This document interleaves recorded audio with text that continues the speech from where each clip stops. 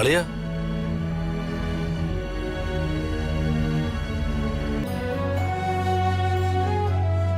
എന്തു പറ്റി അളിയ? അളിയന്റെ മുഖം എന്താ വല്ലാണ്ടിരിക്കുന്നത്? ഒന്നുമില്ല അളിയ. അളിയ അളിയനെ അങ്ങനെ ഒന്നുമില്ലെന്ന് എന്നോട് പറയണ്ട. അളിയന്റെ ബുദ്ധിമുട്ടൊക്കെ എനിക്ക് മനസ്സിലാവും. ബുദ്ധിമുട്ടോ? എന്ത് ബുദ്ധിമുട്ട്? എന്ത് ബുദ്ധിമുട്ടെന്ന്? ഒരുമിച്ച് ഒരു കൂരയുടെ കീഴിൽ ഭാര്യ ഭർത്താക്കന്മാരായി ജീവിച്ചവരാ അളിയനും വേണോ? അളിയൻ എത്രയൊക്കെ മസിൽ പിടിച്ചാലും എന്തൊക്കെ വാദങ്ങൾ നിരത്തിയാലും ശരി, അളിയന്റെ ഉള്ളിന്റെ ഉള്ളില് മേഡത്തോട് കുറച്ചെങ്കിലും സ്നേഹം ഉണ്ടാവുമെന്ന് എനിക്കെന്നല്ല, അളിയനെ മനസ്സിലാക്കുന്ന എല്ലാവർക്കും അറിയാം. അളിയ ഈ ആദർശ ചിന്താഗതിയൊക്കെ ഒന്ന് മാറ്റി പിടിക്കേ. ഇത് 90 കാലഘട്ടമല്ല അളിയ, വർഷം 2025.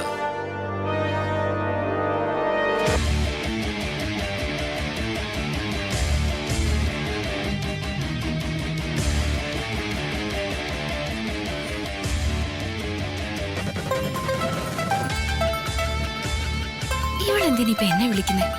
ഇവക്ക് വേറെ പണിയൊന്നുമില്ലേ? ആ റോഷിനി, ഞാനേ രാജുവിന്റെ വീട്ടിലേക്ക് പോവാ. പിന്നെ അവിടെ എന്താ നടക്കുന്നെന്ന് എനിക്ക് അറിയണ്ടേ? ഇല്ല, ദീപകുമായിട്ടുള്ള ഋതികയുടെ വിവാഹം മുടങ്ങി. ആ എന്റെ റൂട്ട് ക്ലിയർ ആക്കണ്ടേ? നീ ഫോൺ വെച്ചേ, ഞാൻ അങ്ങോട്ട് വിളിച്ചോളാം.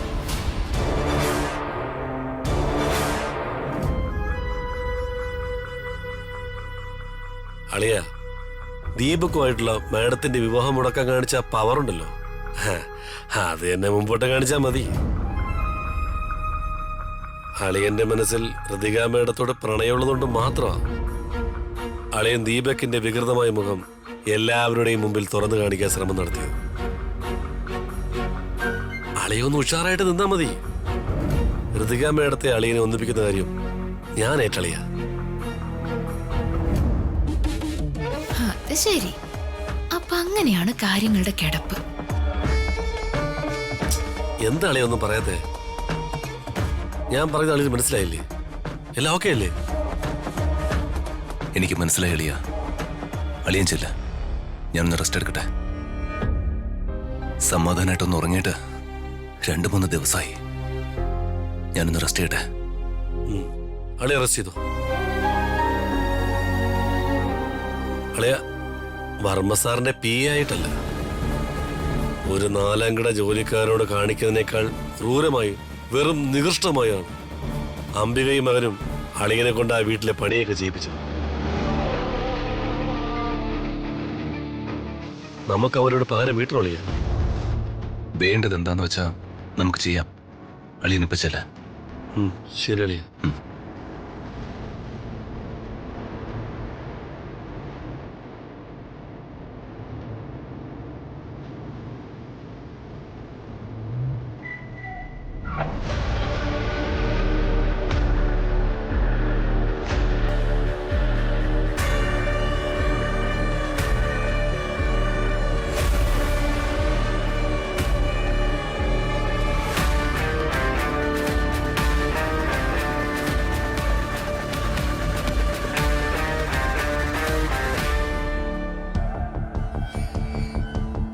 ചേട്ടാ,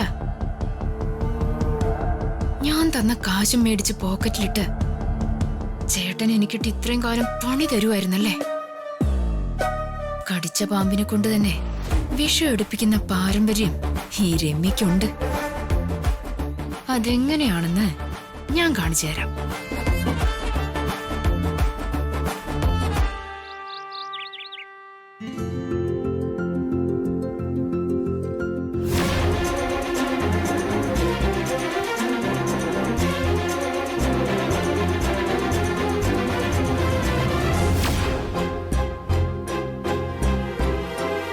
ഋതികയെ അങ്കിൾ എനിക്ക് വിവാഹം കഴിച്ച് നൽകിയാൽ ഞാൻ എൻ്റെ അച്ഛനെയും അമ്മയും നോക്കുന്ന പോലെ പൊന്നുപോലെ ഋതികയെ നോക്കിക്കൊള്ളാം.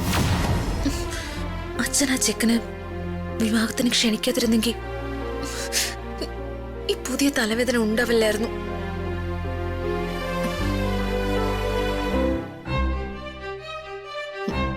അച്ഛനെയും കുറ്റം പറയാനാവില്ല. അച്ഛൻ ഓർത്തു കാണൂ, അവര് ഇങ്ങനൊരു പ്രപ്പോസൽ മുന്നോട്ട് വെക്കുമെന്ന്. അച്ഛൻ അത്രയും വേണ്ടപ്പെട്ട ആളല്ലേ സാഗരജൻ അങ്കിള്. അപ്പോ അങ്കിള് പെട്ടെന്ന് അങ്ങനെ രോഹന് വേണ്ടി എന്നെ പെണ്ണ് ചോദിച്ചപ്പോ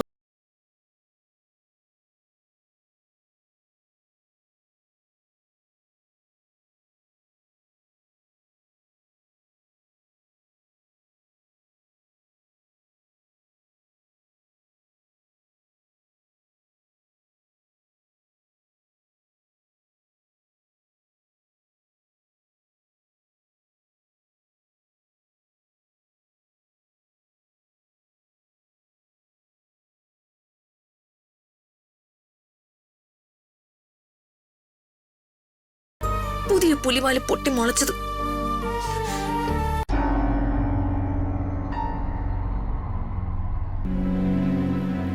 ഋതുമോളെ,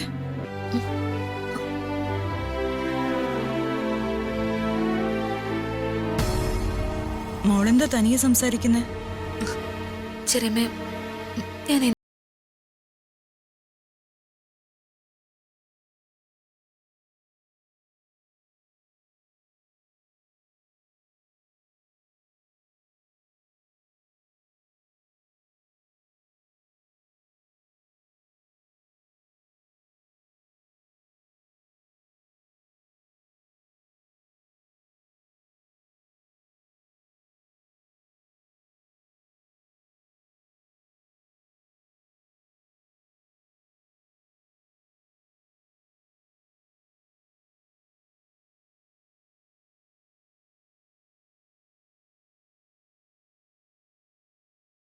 എന്തിനാ ഇങ്ങനെ പേടിക്കുന്നേ?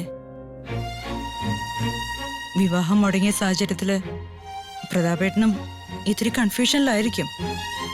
ആ കൺഫ്യൂഷനൊക്കെ മാറുമ്പോ ചേട്ടനോട് മോളൊന്ന് സംസാരിച്ചാ മതി.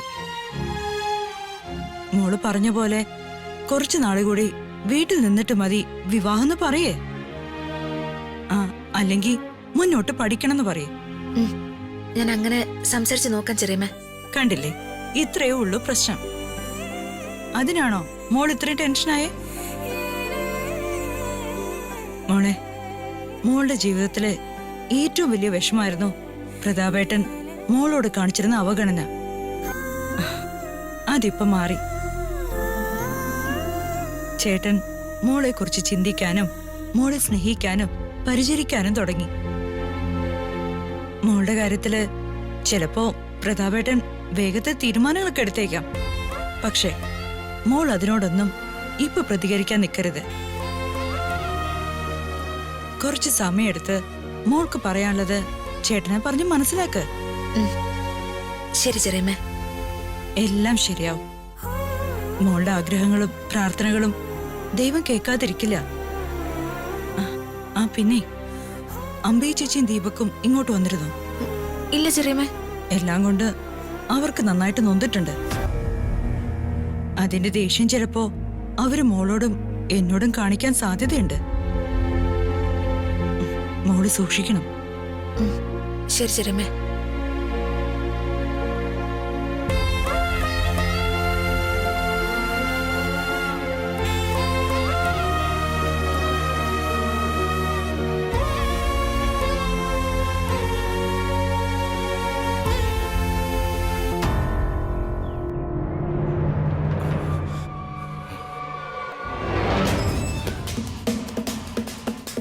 ജയൻചേട്ടാ, ജയൻചേട്ടാ, വേണമെങ്കിലേ, വേണമെങ്കിലേ, ജയൻചേട്ടാ. ആ, എന്താ സുശീല? ജയൻചേട്ടാ, ഒന്നിങ്ങ് വന്നേ. കാര്യം പറ. വാ, ഞാൻ പറയാം. വാ. ഇതെന്തോ പറയാന്ന് വാ. എന്താണ് സുശീല പ്രശ്നത്തിൽ? കാര്യം പറ. നിന്റെ മുഖം എന്താ കടന്നിൽ ഒത്തിരിക്കുന്നേ? ജയൻചേട്ടാ, ഒരു പ്രശ്നം ഉണ്ടായി. എന്ത് പ്രശ്നം? നീ കാര്യം പറ, വെറുതെ ടെൻഷൻ അടിപ്പിക്കാതെ. ജയൻചേട്ടാ, നമ്മുടെ ഹോട്ടലിലെ കിച്ചണില് ഒരു ഫയർ ആക്സിഡന്റ് ഉണ്ടായി. ഫയർ ആക്സിഡന്റോ?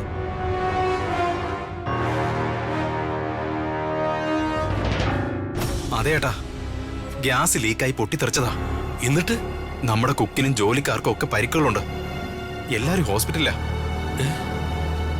കടയാകെ കത്തി നശിച്ചു. ദൈവമേ, എടാ നീ എന്താണ് ഈ പറയുന്നത്? എന്റെ പിടിവിട്ട് പോവാ. നീ വന്ന് നമുക്ക് അങ്ങോട്ട് പോവാം. വേണ്ട, ചേട്ടൻ ഇപ്പൊ അങ്ങോട്ട് പോണ്ട. അത് കത്തി കിടക്കുന്ന കണ്ട ചേട്ടന് സഹിക്കില്ല. എടാ പിന്നെ നമ്മളിപ്പോ എന്ത് ചെയ്യൂടാ? നിന്റെ കാശ് വല്ലവരും അവരെ ഹോസ്പിറ്റലിൽ കൊണ്ടുപോകാൻ നിന്റെ കാശുണ്ടായിരുന്നാ? എന്റെ കയ്യിൽ എവിടെന്നാ ക്യാഷ്? നമ്മൾ നടത്തിക്കൊണ്ടിരുന്ന ചിട്ടിയാണെങ്കിൽ ആകെ പൊട്ടിയിരിക്കുക. ചേട്ടൻ അറിയാലോ, കയ്യിൽ ഒറ്റ പൈസ ഇല്ല. ചേട്ടന്റെ കയ്യിൽ ക്യാഷ് ഉണ്ടോന്ന് അറിയാനാ ഇങ്ങോട്ട് വന്നത്. ശ്ശെ, എടാ എന്റെ കയ്യിലെവിടുന്നാ കാശ്? മുഴുവൻ കാശ് നിന്റെ കയ്യിലല്ലായിരുന്നാ? ചേട്ടാ, ഞാനിപ്പോ എന്ത് ചെയ്യാനാ? ഹോസ്പിറ്റലിൽ കുറച്ചധികം ക്യാഷ് ആവും. 4 പേരാ നല്ല കാര്യമായിട്ട് പരിക്ക് പറ്റി ഹോസ്പിറ്റലിൽ കിടക്കുന്നത്. ദൈവമേ, ഞാനിനി എന്ത് ചെയ്യും?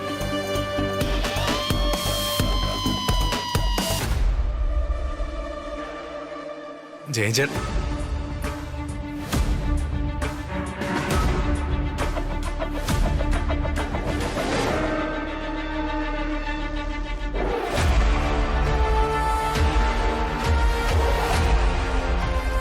എന്തു പറ്റി ചേട്ടാ? എടി എല്ലാം തീർന്നടി. നമ്മുടെ ലീസിനെടുത്ത് നടത്തിക്കൊണ്ടത് ഹോട്ടലിലെ ഫയർ ആക്സിഡന്റ് ഉണ്ടായി. ആകെ പ്രശ്നമായി. അത്യാവശ്യമായിട്ട് കുറച്ച് കാശ് വേണം. കാശോ? അതെ. എടി അച്ഛനോട് ചോദിച്ചെന്തേലും ഉണ്ടാവോ? എവിടെന്ന്? അച്ഛൻ്റെ കാശൊന്നും ഉണ്ടാവില്ല. സുശീല, നമ്മളിൽ എന്ത് ചെയ്യൂടാ? ജയൻചേട്ടാ, എത്രയും പെട്ടെന്ന് ഒരു 8 ലക്ഷം രൂപയെങ്കിലും വേണം. 8 ലക്ഷം രൂപ? എടാ ഞാനിപ്പോ എവിടെ പോയി ഉണ്ടാക്കാന്? ജയൻചേട്ടാ, ഞാൻ കൂട്ടിയ കൂടില്ല. ജയൻചേട്ടാ, ഫയർ ആക്സിഡന്റ് ഉണ്ടായത് നമ്മൾ കട നടത്തുന്ന ഓണേഴ്സിന്റെ അശ്രദ്ധ കൊണ്ടോ മറ്റോ ഉണ്ടായതാണെന്ന് വാർത്ത വന്ന പിന്നെ പ്രശ്നമാവും.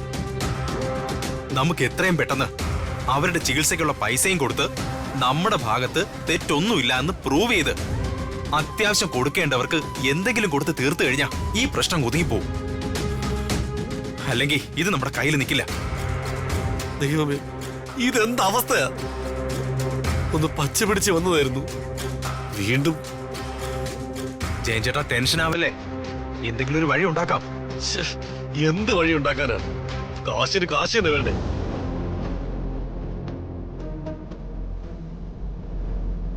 എടി, നിന്റെ കയ്യിലും കഴുത്തിലും കിടന്നെല്ലാം പണയം വെച്ചിട്ടും വിറ്റിട്ടും അല്ലേടി ഇത് തുടങ്ങിയത്? ഇതിപ്പോ നമ്മുടെ മുടക്കുമുതലെല്ലാം പോവല്ലോ. ഞാൻ അമ്മയോടൊന്ന് സംസാരിക്കാം. എവിടുന്നെങ്കിലും പലിശക്കെങ്കിലും എന്തെങ്കിലും ക്യാഷ് കിട്ടുമെന്ന് ചോദിക്കാം. വേണ്ട, അവരെല്ലാം ഒന്നാമതേ ആകെ പ്രശ്നത്തിരിക്കുക. ഋതിക മേഡത്തിന്റെ കാര്യത്തില് അവരാകെ വിഷമിച്ചിരിക്കുക. ഇനിയിപ്പോ ഈ കാര്യം കൂടി പറഞ്ഞ അവർക്കാകെ വിഷമാവും. നീ അവരോടൊന്നും പറയണ്ട. ഞാനെന്തെങ്കിലും വഴിയുണ്ടോ നോക്കാം. ചേച്ചി, ഇനി കുടിക്കാൻ കുറച്ച് വെള്ളം തരുമോ? നിക്ക് സുശീല, ഞാനിപ്പോ കൊണ്ടുവരാം. ചേട്ടൻ ആര് വിളിക്കാൻ പോവാ? ഞാൻ ആ ഫൈസൽ എന്ന് വിളിച്ചു നോക്കട്ടെ. അവന്റെ കയ്യിൽ എന്തെങ്കിലും കാണുമെന്ന് ചോദിക്കാം. ഫൈസലേ, എടാ ഞാനാ ജയൻ. നീ സംഭവമൊക്കെ അറിഞ്ഞു കാണുമല്ലോ. എടാ അത്യാവശ്യമായിട്ട് റോൾ ചെയ്യാൻ കുറച്ച് കാശ് വേണം. എടാ നിന്റെ കയ്യിൽ എന്തെങ്കിലും ഇരിപ്പുണ്ടോ? 50,000? എടാ 50,000 തികയില്ല. ഒരു 8 ലക്ഷം രൂപയെങ്കിലും വേണം. സുശീല, എടാ അവ 50,000 തരാന്ന് പറഞ്ഞിട്ടുണ്ട്. നീ അത് പോയി മേടിക്കേ. കിട്ടുന്നത് 50, 10 ഒക്കെ ആയി. എവിടെന്നെങ്കിലും അത്യാവശ്യത്തിനുള്ള കാശ് നമുക്ക് അവിടെ എത്തിക്കാം. ഇതാണ് പറ്റിയ അവസരം. ഈ അവസരം വിനിയോഗിച്ച ഋതികയ്ക്ക് വേണ്ടി വാദിക്കുന്ന ജയൻ ചേട്ടൻ ഇനി അങ്ങോട്ട് എന്റെ കൂടെ നിൽക്കും.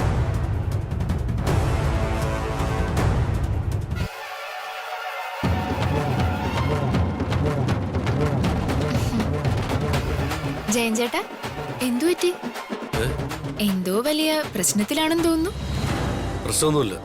രമ്യ എന്താ ഇവിടെ? ഈ ചോദ്യം ചോദിച്ച ആ ഡയലോഗ് ഞാൻ വീണ്ടും പറയും കേട്ടോ.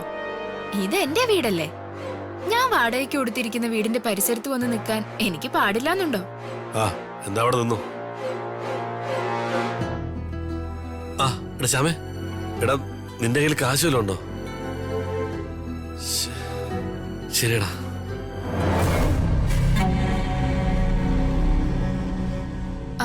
ജയൻ ചേട്ടന് കാശിന് എന്തോ അത്യാവശ്യം ഉണ്ടെന്ന് തോന്നുന്നല്ലോ. എത്ര രൂപയാ ജയൻ ചേട്ടാ? രമ്യ ഇതിൽ ഇടപെടണ്ട.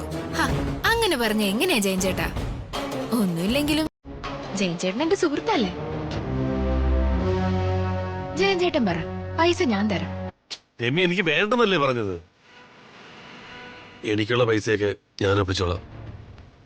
രമ്യയുടെ വീട്ടിലേക്ക് പോ. ജയൻ ചേട്ടത് എന്തായി പറയുന്നേ? ഈ കൊച്ചു പൈസ തരാന്ന് പറയുമ്പോ അത് മേടിച്ചെടുത്ത് കൊടുക്കാൻ നോക്ക്. സമയം ലേറ്റ് ആവും തോറും ഇത് വള്ളിയാവേ. ജയൻ ചേട്ടൻ വലിയ വാശിക്കാരനല്ലേ. എന്റെ കയ്യിൽ നിന്ന് പൈസ വാങ്ങില്ലായിരിക്കും. എന്റെ കയ്യിൽ നിന്ന് ഇതിനു മുമ്പ് പൈസ വാങ്ങിച്ചിട്ടില്ലേ ജയൻ ചേട്ടാ?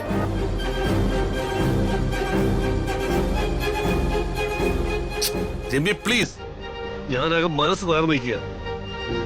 ഈ സമയത്ത് എന്നെ ടോർച്ചർ ചെയ്യല്ലേ.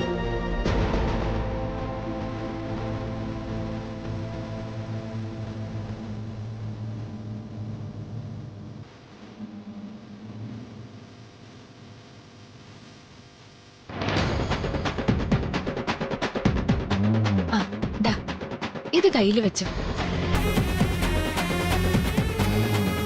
ഇതുകൊണ്ടുപോയി പണയം വെച്ചിട്ട് എത്ര രൂപയാന്ന് വെച്ചാ എടുത്തു. അതിന്റെ ആവശ്യമൊന്നുമില്ല. സുശീലേട്ടാ, ഞാൻ പറയുന്ന കേക്ക്. ജയൻ ചേട്ടൻ അങ്ങനെയൊക്കെ പറയും. ഇതിരിക്കട്ടെ, പെട്ടെന്ന് ചെല്ല്. നിങ്ങൾ പറഞ്ഞതെല്ലാം ഞാൻ കേട്ടു. നിങ്ങൾക്കിപ്പോ കാശിന് നല്ല ആവശ്യമുണ്ട്. ചെല്ല്. സുശീലേട്ടൻ വേഗം പോയി വേണ്ട എന്താണെന്ന് വെച്ചാ ചെയ്യ്. ശരി രമ്യ, താങ്ക്സ് ഉണ്ടേ.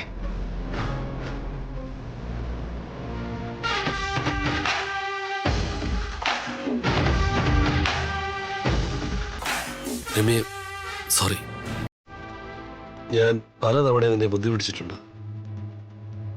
ഇപ്പൊ എനിക്കൊരു ആവശ്യം വന്നപ്പോ എനിക്ക് ഉപകരിച്ച രമ്യ. ഈ ഉപകാരം ഞാൻ ഒരിക്കലും മറക്കില്ല. രമ്യയുടെ സ്വർണ്ണം ഉടനെ എടുത്തുതരാം. അങ്ങനെ വലിയ വാക്കുകൾ പറഞ്ഞ് എന്നെ കൊച്ചാക്കല്ലേ ജയൻ ചേട്ടാ. ഇപ്പൊ ജയൻ ചേട്ടന് ഒരു ആവശ്യം വന്നപ്പോഴേ ഞാൻ ഉപകരിച്ചു. എനിക്ക് പല ആവശ്യങ്ങൾ വന്നപ്പോഴൊക്കെ ജയൻ ചേട്ടൻ ഉപകരിക്കാന്ന് പറഞ്ഞിട്ട് ഉപകരിച്ചില്ല. പക്ഷെ ഞാൻ അങ്ങനെയല്ലാന്ന് ഇപ്പൊ മനസ്സിലായല്ലോ. ജയൻ ചേട്ടാ, ഋതികയുടെ കാര്യത്തിലെ ജയൻ ചേട്ടന്റെ കണക്കുകൂട്ടലുകളെല്ലാം തെറ്റി.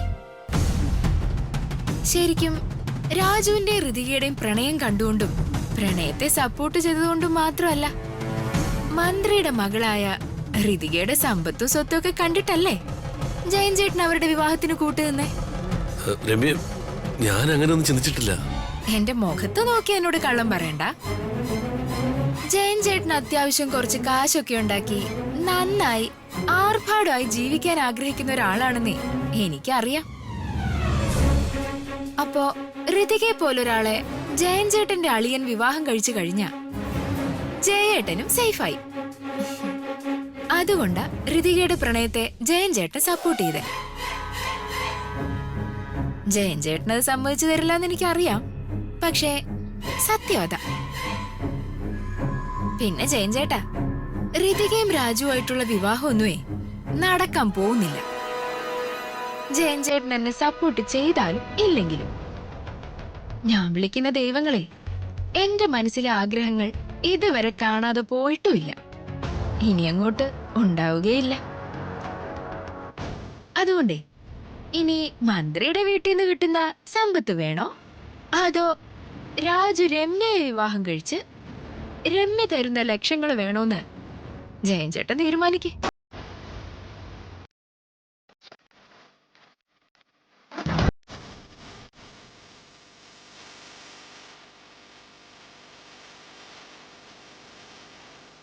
എന്താ ചേട്ടാ?